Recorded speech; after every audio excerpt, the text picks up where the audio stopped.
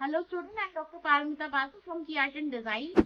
तो यूसीट का रिजल्ट आ गया है और यूसीट का रिजल्ट जो है, जो स्टूडेंट लोगों ने मुझसे पूछा कि मैम यूसीट का रिजल्ट आया है तो क्या हम क्वालिफाइड हैं और जो हमारे रैंक आए क्या हमें सीट मिलेगा कि नहीं मिलेगा। इट्स वेरी इजी, सभी कुछ यूसीट का जो है यूसीट के वेबसाइट में अच्छे से दिया हुआ है। पर फिर भी मैं आपको सारा डिटेल बताऊंगी कि आप कैसे कितने सीट्स अवेलेबल है और कैसे आपको सीट मिलेगा। सबसे पहले तो जो स्टूडेंट है जिनको रिजल्ट आया है, तो एक या तो आया होगा नॉट क्वालिफाइड और आया होगा क्वालिफाइड और रैंक आया होगा।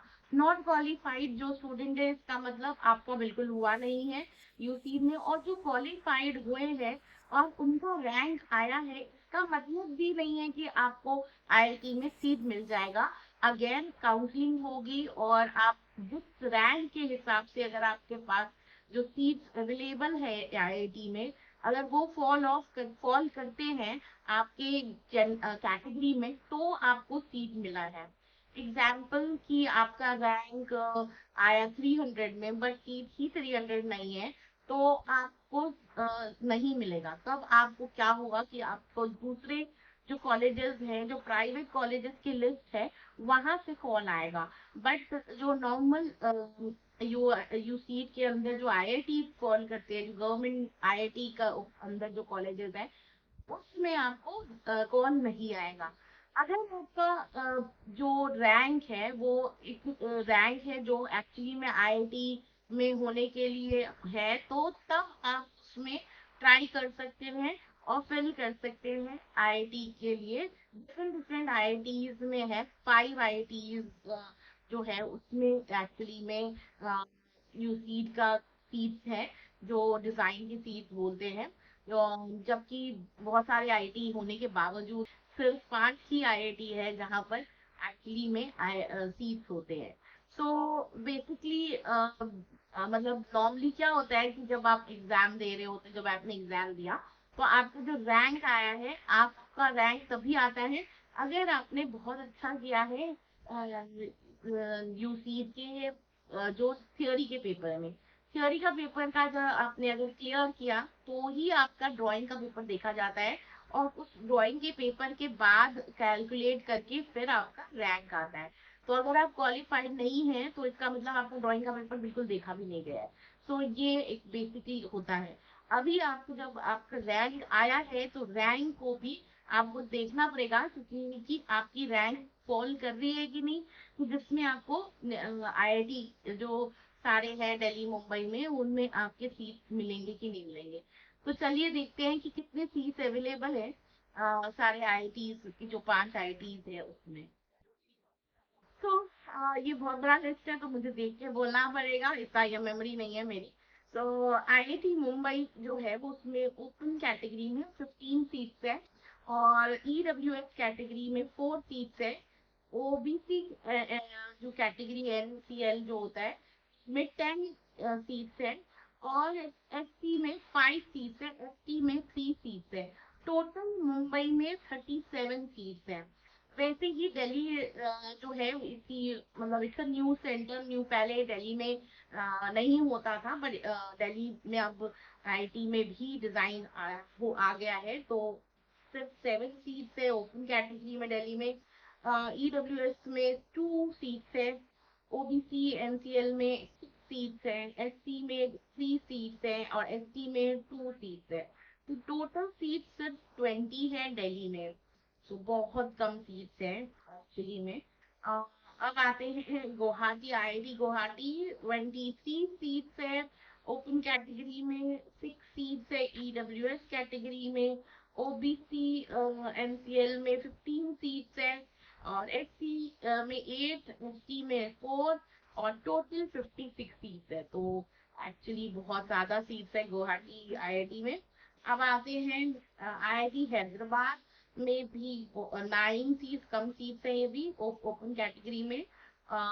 ईडब्ल्यूएस में 2 सीट है, ओबीसी एनसीएल में 5 सीट है, एससी में 3 सीट्स है, और एसटी में 1 सीट है।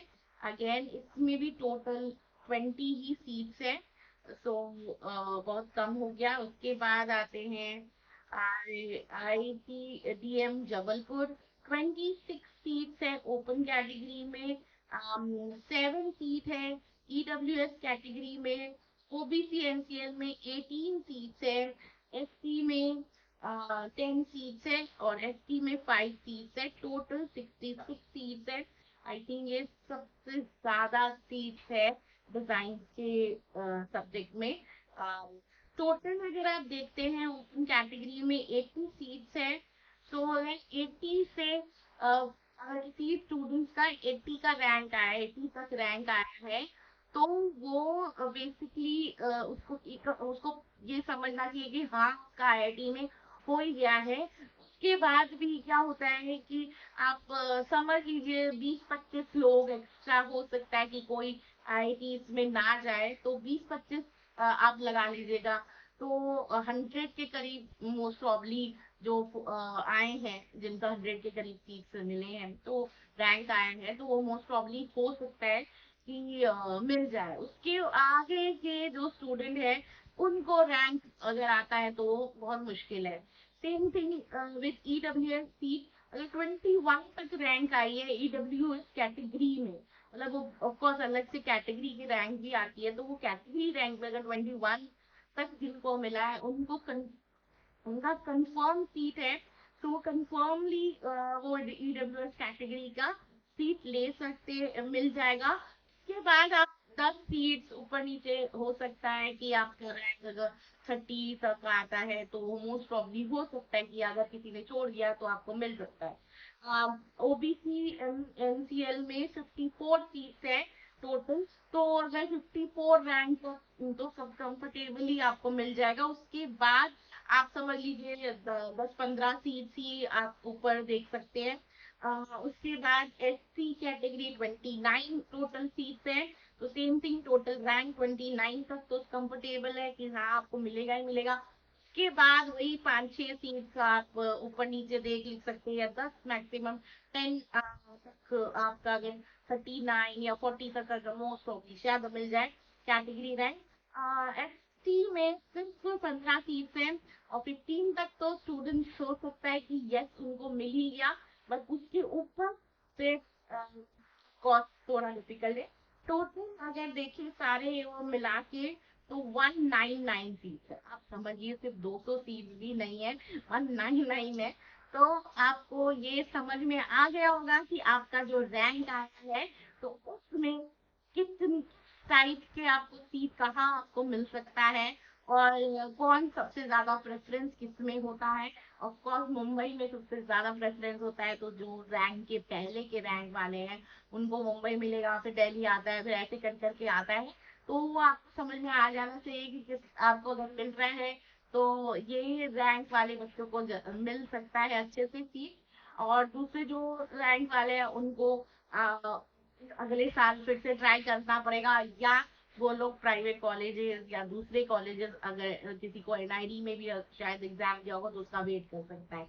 किसी को भी कोई भी क्वेरी है रिलेटेड यूसी, तो वो मुझसे जरूर कांटेक्ट कर सकता है। मेरा मोबाइल नंबर दिया गया है, तो आप मोबाइल नंबर में जो व्हाट्सअप कीजिएगा, प्लीज व्हाट्सअप कीजिए, कॉल मत कीजिएगा।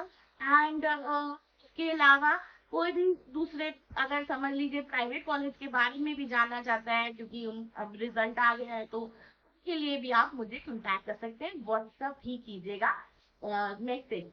ठीक है, व्हाट्सअप मैसेज के लिए मेरा नंबर दिया गया है, तो वहीं पे आप व्हाट्सअप मैसेज कीजिए। कोई भी और क्वेरी भी है तो वो मुझसे जरूर व्हाट्सअप मैसेज में कुछ भी पूछ सकता है। अपना नाम और स्टेट लिखना ना भूलिएगा, और क्या आपको चाहिए वो आप लिखिए। मुझे लगता है ये वीडियो सारे स्टूडेंट्स के लिए बहुत इंपॉर्टेंट है जो 23 यू सीट का एग्जाम दिया है और वो आगे दूसरा एग्जाम के लिए जा रहा है। तो जिसको भी ये वाले वीडियो देखा है तो वो लाइक एंड शेयर करना ना भूले, और जो फर्स्ट टाइम हमारे चैनल में आया है वो हमें जरूर सब्सक्राइब करें। Bye for today.